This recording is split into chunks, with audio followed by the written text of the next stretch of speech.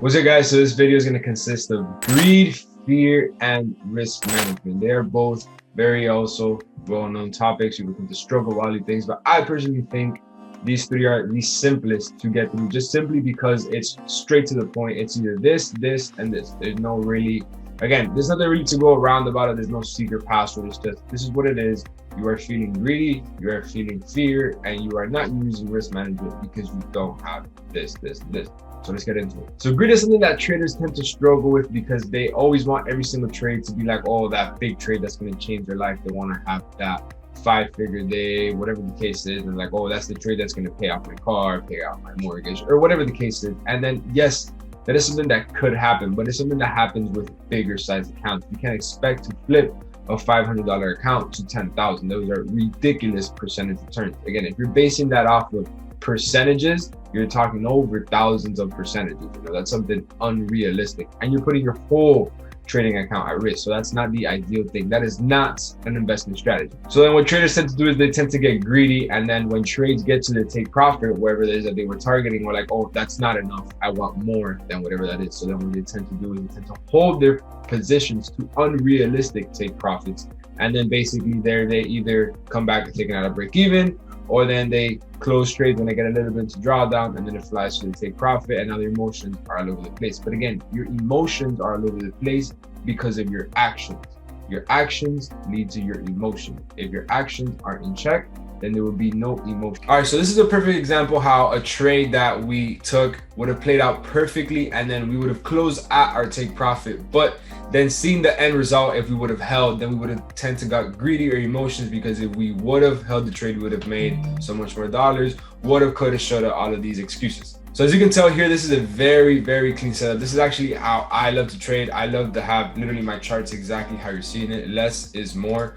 Clearly it's a level of support, level of resistance. You look right, very clean level of resistance, resistance, support. Now be used as support. You could clearly tell that we are trending bullish. We're having high, low, higher high. Now we're having a higher low, previous resistance being used as support, rejection from our EMA, rejection from our fib, point A, point B. You have the trend, you have resistance being used as support, and then here you have this price action, morning star rejection, off of resistance being used as support, off of EMA. There's so many things pushing this trade up. So there is a higher probability of this trade going up than down.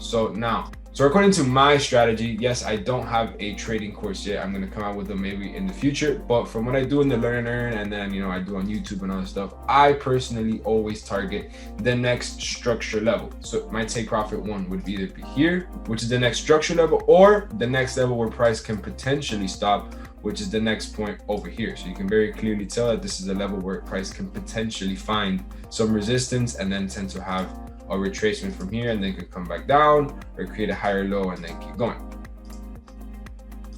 So let's play price action and let's see what happens. So beautiful entry, price is kind of slowing down a little bit. Clearly we've had a reaction after this level. Now we've had the push away. So now we are approaching our first take profit, right? So we have now broken this. So now we know that we are creating higher low. Now we have a higher high. So now what can we anticipate? We can anticipate a higher low to previous resistance being used as support to then continue to take us out at our take profit at a negative 27 for a 1 to 5, which, let's be realistic, guys, I will take it 1 to 5 all day. That is to me a perfect trade. I risk 1%, 5% is beautiful to me. I personally target 2.5% a week. So let's say this trade took about 5, 6, 7 days. Let's check really fast. This trade took about, let's just say 4 days. I would take 5% in 4 days all day. I'm a very happy trader. Okay, look, perfect. So now it has hit our take profit, right? We have been taken out at 5%. So now we are no longer in this trade. Our rules have been met, and now we move on to the next trade. But now you see here that we had a pullback. We retested this next previous structure level right here being used as support. And then you can see how price continued to move to the upside. And then we could have been like, oh my God, if I would have held, that would have made 16, 17%. With just, these are realistic trade setups. But for this particular trade, your rules and your take profit was this structure level. Don't be greedy and don't feel some type of way because you wanted to hold all of this. This is something that it had to move without any realistic pullbacks. And if I keep playing this, you can see how it just continued to go to the upside. There was no significant structure level to come back and fill all of this. So you don't need to feel now anxious. And then your next trade that you take, you're gonna simply just, oh, I'm gonna hold it till it hits 1,000 pips or whatever this is. So it hits 500 pips. Does that make sense? You need to strictly stick to your rules. If your rules say you get out here, you get out here, and that's it. We follow the rules, we made money, and we move on. So now we have entered this mindset where like, oh, we left so much money on the table. The next trade I'm gonna take, I'm gonna hold all the way, I don't care. So now you enter this emotional mindset where the next trade you take, you're gonna simply feel like I have to hold it all the way because I cannot miss on those profits anymore. And this is what tends to happen with these next type of trades. So this is your next trade after making 5% and now missing those extra 10, 15%. So now you want to get another huge swing trade just like that, which is very much realistic. But for that trade itself, we were targeting that amount. And that's why we took it out at that amount. So now we have come across this same exact trade, which is very, very similar to the other trade. You can tell it is a very clean level of support, resistance, resistance, resistance, resistance, now being used as support. We have rejection of resistance, rejection of fib, and then you have the same exact price action above the EMA, and then you have all of this bullish trend, everything you would want to see in the trade, right? So now you would put your long position with your stop loss right under, let's say about a nice 35 pips, and then you would be targeting the next structure level right here, which is a level that it can potentially be a level of resistance, support, resistance, and it could be used as resistance along with the -27 of your fib. So we could see a reaction from here, the same exact thing how it did in the previous trade, have a reaction, have a pullback, and then keep going, or it could come here and then reject. So let's see how this trade played out. So we automatically had beautiful rejection off of this level, straight to our take profit.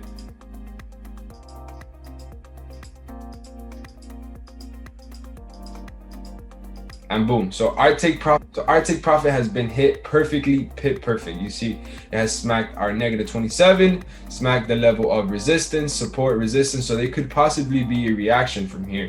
But you're like, no, that's not enough. 2.3% is not enough. I want to get 5% again. So you simply just hold the trade. But you are breaking now your rules. Your rules said to hold your trade to that point and get out. Why? Because it's your -27 or whatever reasoning it is, that is the reasoning why you're gonna get out. But now coming off of that trade that you missed so much of the profits, now you want to simply hold as much as you can. So let's see what happens.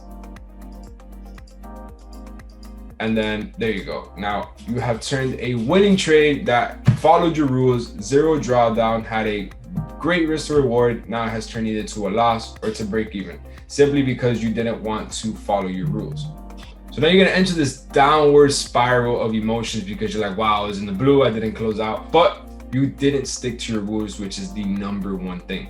You cannot bash yourself for closing a trade in profit. You made money, you need to stick to your plan and keep going. Why fix something that's not broken? If you're in the blue, stay in the blue, go break even and stick to your plan. It is that simple. If it says, get out here, you get out here, and that's it. There's no other reasoning why to continue holding your trade.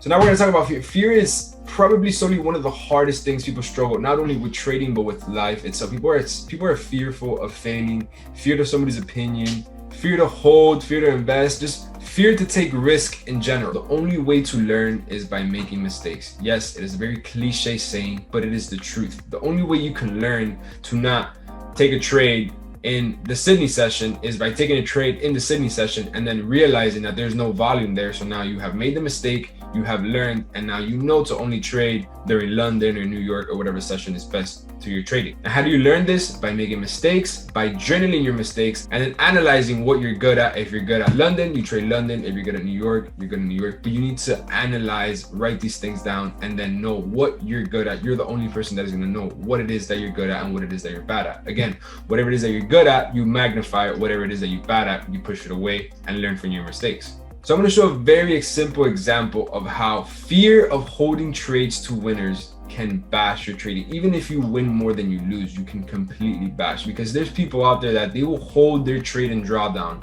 for a week until they get out a couple pips at break even, and then they close it out at break even. But then when the trade is in profit, they immediately close it. Like that doesn't make any sense to me. Like, the reason you took the trade is to hit your take profit. And then when you're in drawdown, you hold it. How do you hold a trade in drawdown, but you don't hold a trade to keep making you money? It completely makes no sense to me. All right, guys, so this is a perfect example of how holding your losers and holding your winners can be crucial to your trading, and how win rate really isn't a big deal. It really is not. It's strictly risk to reward percentages that you get. So here you can tell we have won 1, 2, 3, 4, 5, 6, 7 trades, and we have lost 3.